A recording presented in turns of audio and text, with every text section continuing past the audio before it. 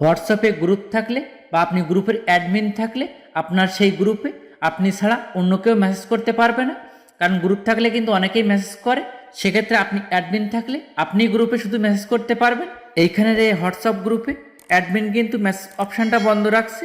Message দেওয়ার পরে কিন্তু রেড চিহ্ন দেখাচ্ছে, আর এখানে only admin can message this group, মানে অ্যাডমিন ছাড়া মেসেজ দিতে পারবে না।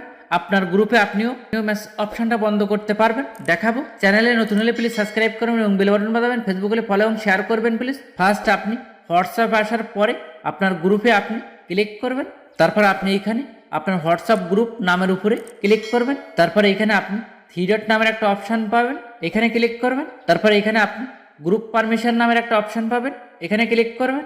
এখানে আপনি একটা অপশান দেখতে পাবেন সেন্ড নিউ মেসেজ। এইখানের এই অপশানটা কিন্তু অন করা আছে, এটা শুধু আপনি অফ করে দেবেন।